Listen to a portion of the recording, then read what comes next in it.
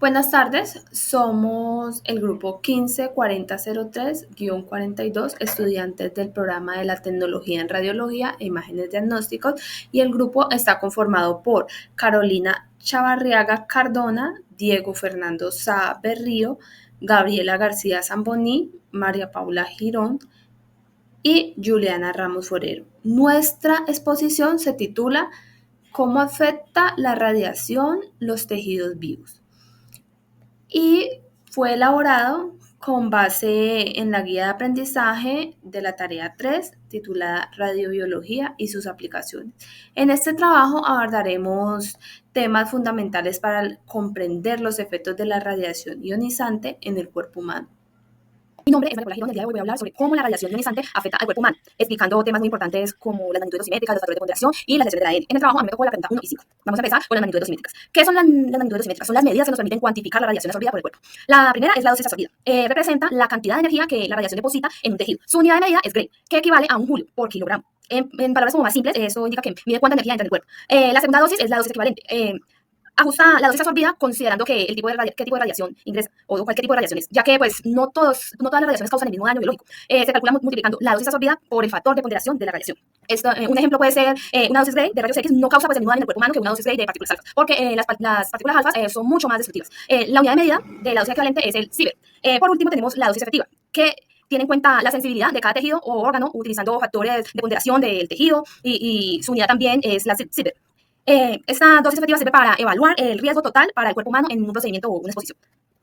Los factores de ponderación son los valores que usamos en la radiología para ajustar el daño real que puede causar la radiación en el cuerpo humano. No toda la radiación produce el mismo efecto, ni todos los tejidos reaccionan igual a la radiación. Por eso existen dos tipos principales de factores: los factores de ponderación de la radiación y los factores de ponderación del tejido.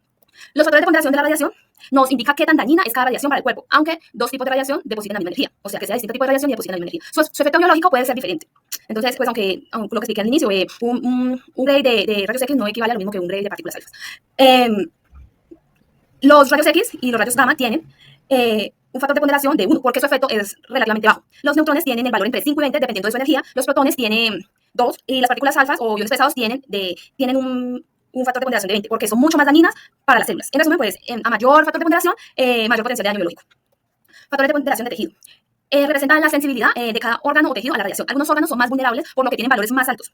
Entonces, esto quiere decir que la médula ósea, el colon, pulmón, estómago y mama tienen un factor de ponderación del tejido de 0,12, porque son tejidos muy sensibles. Las gónadas, ya sea el ovario o testículos, tienen un factor de ponderación de tejido de 0,08, ya que su daño puede transmitirse a futuras generaciones. El hígado, tiroides, estómago, vejiga, tiene 0,04. La piel, los huesos, el cerebro, las glándulas salivales tienen 0,01 porque son más resistentes. Y estos valores nos permiten calcular la dosis efectiva que mide el riesgo total en el cuerpo. Buenas tardes, mi nombre es Juliana Ramos. Les voy a hablar sobre los daños biológicos son los mismos en función de la radiación incidente. Y primero les voy a hablar sobre la definición. En este término se refiere específicamente a la radiación que incide sobre una superficie o penetra un medio. Es la radiación incidente quien interactúa con un objeto o material, por ejemplo, cuando la luz solar, que es la radiación incidente, incide sobre la superficie terrestre. Puede ser absorbida, reflejada o transmitida. En el término se utiliza a menudo el contexto de la óptica, la fotónica y la física de la radiación para analizar cómo corresponden los siguientes materiales a la radiación incidente. Entonces, unos ejemplos de eso vendría siendo la radiación fotónica en un aparato de tratamiento de cáncer que incide sobre la célula. Y otro ejemplo sería la luz solar que incide sobre la superficie de la luna. Entonces, vamos a hablar sobre las interacciones. Interacción: cuando la radiación incide, llega a un objeto, puede ser absorbida, que se transfiere energía al objeto, transmitida, que atraviesa al objeto, y reflejada, que rebota sobre la superficie del objeto. Podemos decir que los daños biológicos no son los mismos, ya que dependen de una dosis absorbida y también del tipo y calidad de la radiación. Tenemos radiación alfa, beta, gamma, los rayos X, los neutrones y muchísimos más. Esto se debe a que cada tipo de radiación tiene poder de transferir líneas de energía diferente. Las radiaciones son de mayor LED, como las partículas alfas, producen más daños biológicos que las de bajo LED, que serían los rayos X y los rayos gamma, aun cuando la dosis absorbida sea la misma. Entonces, un ejemplo de eso vendría siendo si reciben un Y, o sea, un rayos X y un Y de partículas alfa, el daño biológico por las partículas alfa será mucho mayor. La dosis equivale a las partículas alfa será superior a la de los rayos X, reflejando su mayor potencial de daño.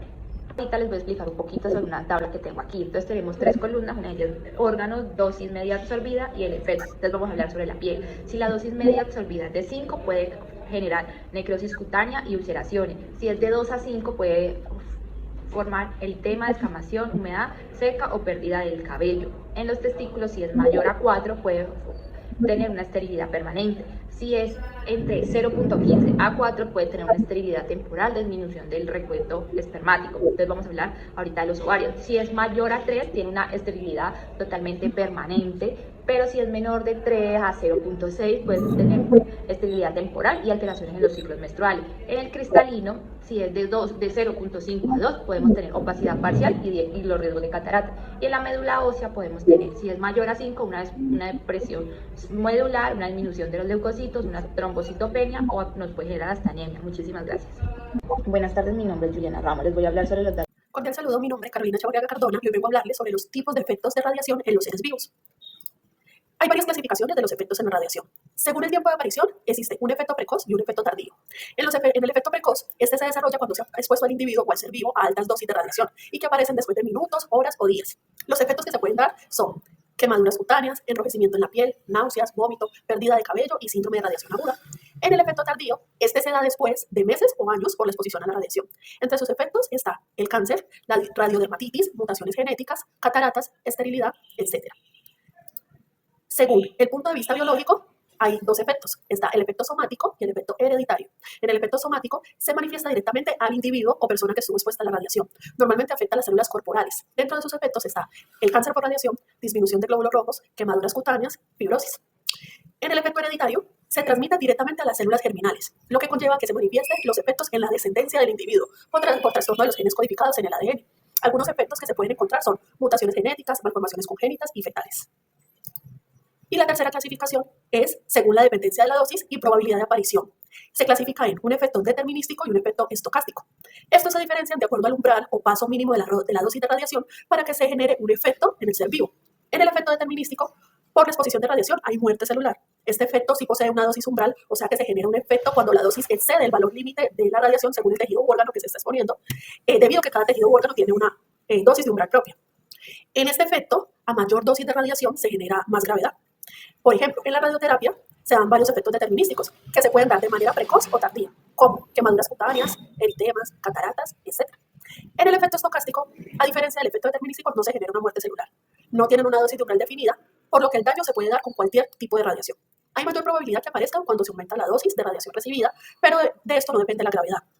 Ejemplos de este tipo de efectos son los efectos somáticos, como son cánceres producidos por radiación, como el de tiroides, el cáncer de mama, el de piel, leucemia, pero también existen los efectos hereditarios, que se pueden dar por el daño o mutación en el ADN. Muchas gracias.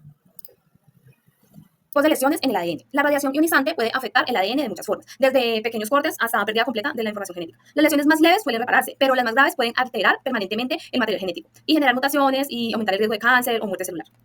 Tipos de lesiones en el ADN por radiación. Ruptura de cadena simple. Esto, como su nombre lo dice, se rompe una de las hebras del ADN. Es de fácil reparación, pero puede dejar pequeños errores. Ruptura de doble cadena. Se rompen dos hebras del ADN, generando daños graves y mutaciones o muertes celulares. Daños en las bases nitrogenadas. Cambian o se destruyen las letras del ADN, siendo así la adenina, la timina, la citosina y la guanina, provocando proteínas defectuosas y mutaciones. Enlaces cruzados. El ADN se pega entre sí o con las proteínas y dificulta la copia y la división celular. Pérdida de fragmentos. Se pierden partes del ADN, causando errores cromosómicos graves. Aberración cromosómica. Los cromosomas mal reparados, formando así discéntricos, anillos, rupturas, forman una aberración cromosómica. Mutaciones acumuladas, daños pequeños que se suman con el tiempo, provocando así cáncer o enfermedades hereditarias. Muchas gracias por su atención. Yo voy a justificar la siguiente afirmación que vendría siendo: la transferencia lineal de energía, eficiencia biológica relativa son factores físicos que afectan la radiosensibilidad. De acuerdo a la siguiente afirmación, primero se debe tener en claro el concepto de transferencia lineal de energía. Se le conoce como la cantidad de energía que transfiere una partícula ionizada por una unidad de longitud según la distancia determinada. Su medida es la de kilovoltios por milímetro. De acuerdo a esto, si hay un aumento de la transferencia lineal de energía, también aumenta el daño biológico por la radiación. La eficiencia biológica relativa se define como una medida encargada que califica la cantidad de daño biológico que genera las radiaciones ionizantes, teniendo en cuenta la relación de una dosis de radiación de prueba con la radiación de referencia. Por lo anterior, tanto transferencia lineal de energía, que vendría siendo la ELET, y la eficiencia biológica relativa, que es la EBR, son los factores físicos que afectan la radiosensibilidad, debido a que tanto el individuo como sus células, órganos y tejidos son vulnerables a la radiación ionizante. El daño que pueda generar esto depende de cuánta energía se deposite y la eficiencia de sí misma. Mayor daño, entonces el mayor LET y el RBE es mayor sensibilidad y Hola, buenas noches. Mi nombre es Gabriela García y hoy les vengo a hablar sobre el síndrome de radiación aguda. El síndrome de radiación aguda es la cantidad de radiación que va a administrarse al paciente que vamos a realizar el estudio, que en altas cantidades puede desencadenarnos unos síntomas de manera inmediata, posterior al procedimiento, y que en bajas cantidades puede presentar síntomas posteriores a los días que transcurren. Ok, podríamos decir que en dosis alta el paciente tiene una mayor exposición al daño celular, ya que recordemos que la radiación ataca directamente las células blancas y células rojas, es decir, los glóbulos blancos y los glóbulos rojos, que son los encargados de transportar el oxígeno en la sangre. También puede causar edema cerebral en pacientes que pueden convulsionar y posteriormente pueden morir. En bajas cantidades podríamos decir que puede producir vómito, alteraciones gastrointestinales, puede producir diarrea y deshidratación. También se han hecho estudios donde se han encontrado pacientes que posterior a un estudio han quedado con cefalea y con taquicardia. Entonces recordemos que en dosis bajas los síntomas pueden que no sean hoy, pero posteriormente pueden darse más adelante, y cuando son dosis altas sí podría ser inmediatamente que se presenten los síntomas. Por eso se debe estar muy preparado para tomar un examen y saber qué cantidad le debo administrar en cada estudio a un paciente, cuánto voy a irradiar a ese paciente y qué precauciones debo de tomar. Por otro lado, hablemos de cómo afecta la radiación en pacientes gestantes. Bueno, recordemos que la norma habla de que las pacientes que se encuentran en estado de gestación deben llevar el protocolo de seguridad, es decir, deben también tener los elementos de protección, como lo son el chaleco, el cuello, el plomo, garantizarle un menor riesgo al bebé con esta protección que se brinda. Por otro lado, se debe llenar un consentimiento informado donde se explique a la madre los posibles daños que pueden suceder posterior a un procedimiento que cuenta con radiación. Algunas alteraciones que se puedan presentar en la gestación, las primeras y las más graves son en las primeras semanas de gestación, que es cuando realmente el embrión apenas se está desarrollando, porque en este caso podríamos producir un aborto espontáneo o podrían ocurrir malformaciones. Por otro lado, cuando la persona tiene 9 semanas o se encuentra entre 9 a 15 semanas de gestación, puede causar daños a nivel neurológico del bebé, puede producir edema cerebral, puede producir microcefalia y alteraciones genéticas, es decir, que podríamos hablar de muchas malformaciones que pueda tener este bebé. Entonces, fue un gusto hablar con ustedes de este tema. Muchas gracias, que estén muy bien. Hola, buen día. Me llamo Diego Fernando Saa. En esta ocasión voy a desarrollar los puntos 9 y 10 de la tarea 3, donde en el punto 9 nos preguntan qué es y cuándo utilizar la dosimetría biológica. La dosimetría biológica es un método que permite estimar la dosis de radiación ionizante absorbida por una persona a partir de efectos biológicos que son medibles en sus células o tejidos. Se utiliza principalmente cuando se sospecha de una sobreexposición accidental o alguna emergencia radiológica. También cuando es necesario confirmar la dosis absorbida en personas potencialmente expuestas en accidentes nucleares o radiológicos. Otro aspecto es para evaluar efectos biológicos acumulativos en trabajadores que son ocupacionalmente expuestos o cuando hay alguna duda sobre la dosis real de radiación. El objetivo de todo dosímetro, tanto biológico como físico, es predecir mediante las mediciones realizadas los posibles efectos en la salud para evaluar los riesgos y así poder realizar una correcta protección contra las radiaciones ionizantes en última instancia. Luego tenemos el punto 10, donde nos dice que debido al incremento en la frecuencia de utilización de la radiología intervencionista, entre paréntesis, angioplastias en múltiples vasos, ablaciones, implantes, desfibriladores y resincronizadores, que involucran periodos de exposición prolongados, se ha generado un aumento considerable de efectos determinados provocados por la radiación. Nos preguntan que cómo puede reducir estos daños. Para reducir estos daños se deben realizar debemos tomar varias medidas en muchos aspectos.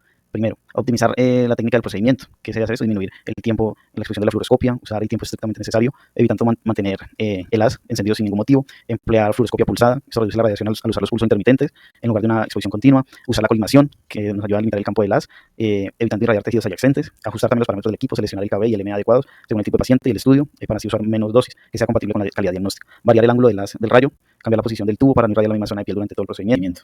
También debemos de tener en cuenta la protección del paciente y del personal con blindajes adecuados, usar delantales, gafas, protectoras, protectores tiroideos, barreras de plomo, aumentar la distancia entre el operador y la fuente de radiación, ubicar correctamente o colocar el intensificador de imagen, detector lo más cerca posible del paciente para reducir la dispersión, monitorear dosis, verificar las dosis acumuladas con alarmas automáticas o registros del equipo. También debemos de tener una formación y una cultura de radioprotección, capacitar al personal médico y técnico en principios de protección radiológica. Debemos de implementar protocolos estandarizados de exposición según el tipo de procedimiento, fomentar la conciencia del riesgo y responsabilidad compartida entre todos los miembros del equipo. Y por último, debemos de hacer un seguimiento post-procedimiento.